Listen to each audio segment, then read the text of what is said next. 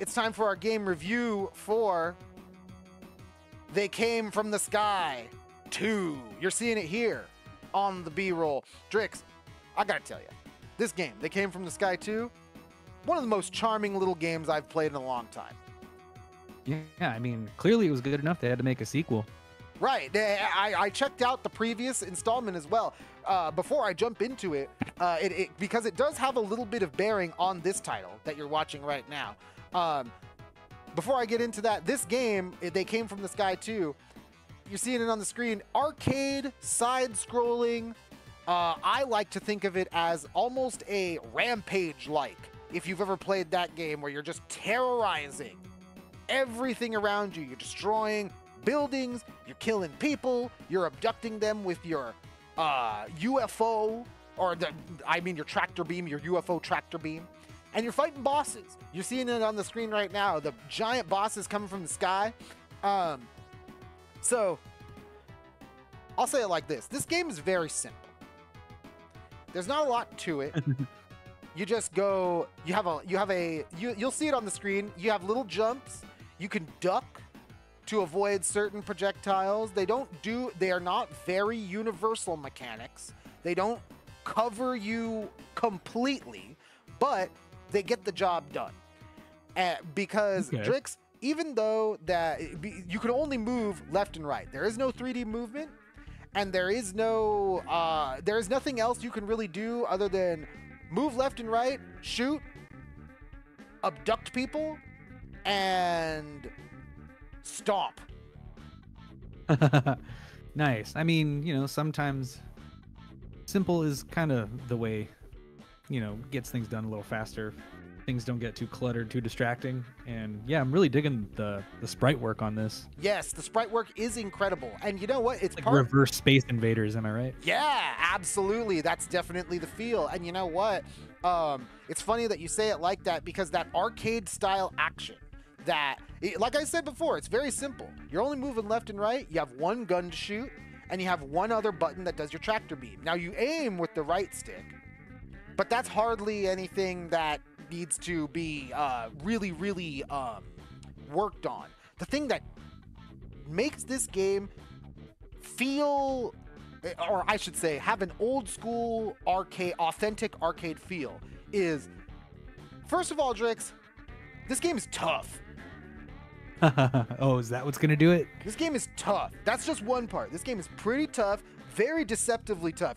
It really eases you in, because you just begin by terrorizing a bunch of people. Then they start throwing the local cops at you. And then all of a sudden, it just goes off the rails like a goddamn, pretty much like a Grand Theft Auto game.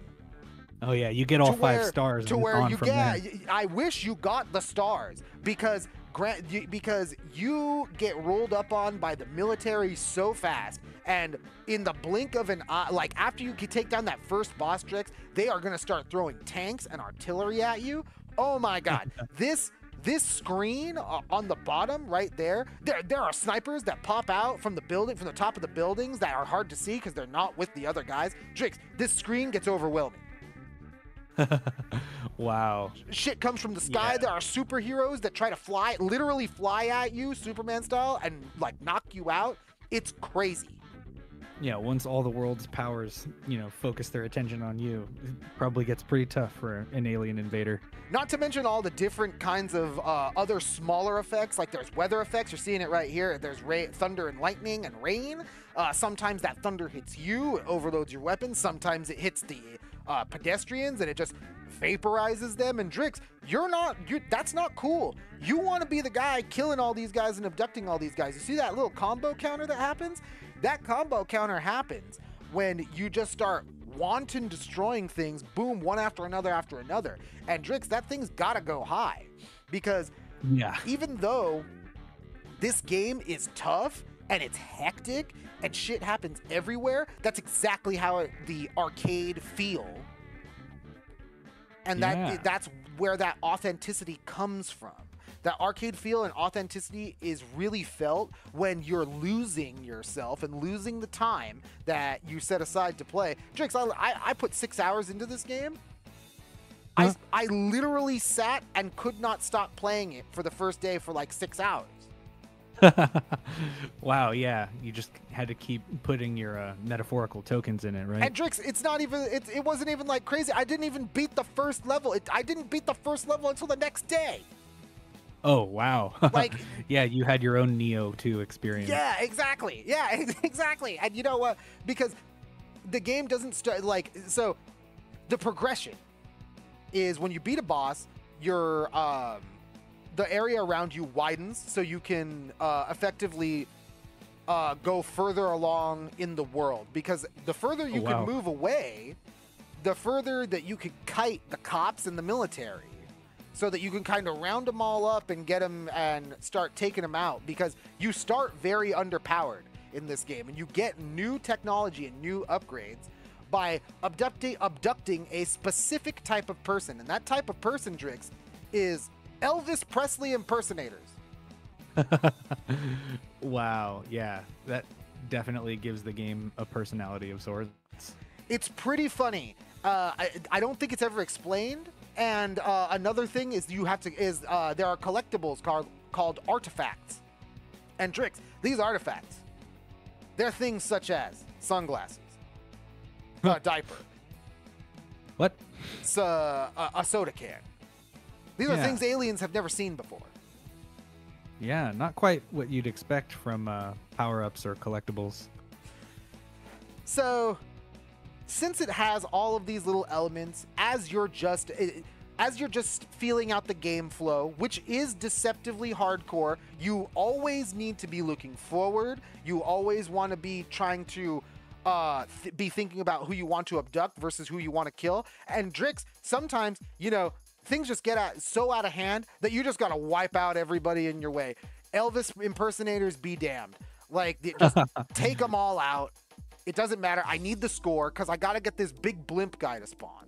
So, dude, yeah, pretty chaotic. It is chaotic, but it's so much fun. And it's a lot.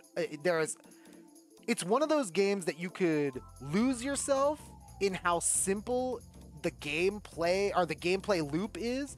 But when there's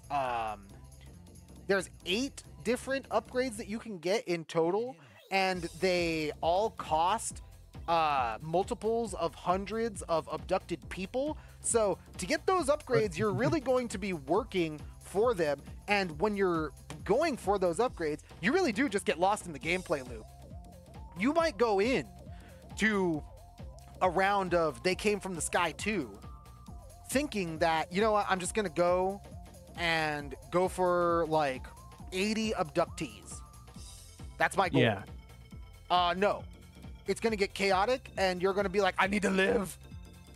You're like, let me do this one objective and just get immediately sidetracked by survival. Well, at least when the military starts rolling up on you, when they start pulling out tanks and artillery and paratroopers and fighter jets, and it's crazy. Yeah, that might pull your attention somewhat. Yeah, it'll pull your attention a little bit. So you know what, Drix? All that being said, push comes to shove, I believe that They Came From the Sky 2 is an awesome, simple pixel experience with a lot of personality that is deceptively easy to get lost in, because you don't really know how hardcore the game can feel until you're at that like 4-hour mark and you're like, holy shit. It's been 4 hours. It's been 4 hours. This is awesome. Like, I might be having fun. By Jove, you've got it. A lot of fun. So, for me, the vector score for CFM radio on They Came From the Sky 2, this is the console edition. Preface, the PC version came out last year. The console edition of these games runs great. I didn't have a problem with my controller or the controller controls. As opposed to anything else, I was not aware that this was a PC game first, and I actually thought that it was made for consoles. So, with that in mind, even though I do have nitpicks, it's not perfect. There are a couple of There are a couple of sound effects that get grating, and it might be hard for someone to stick with the game in the beginning because the play area is very small and your character is very underpowered in the very beginning. So you might bounce off of it. But I think that once this game gets its hooks in you, it's over, Drix. And I'm going to give it a 4 out of 5.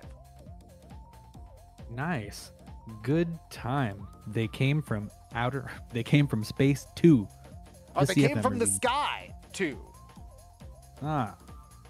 I thought it was they came from space too, as well, dude. I thought so too. But I was like, nah, I had to double check that myself like 2 or 3 times. Like I think I might have even said it during my review. But it is They Came from the Sky 2. That is available on every major platform, Xbox, PS4, PS5, and Nintendo Switch. And if you're just looking for some sort of pick up and play and go, this is the game for you. 4 out of 5, CFM Radio. You heard it here. Very nice.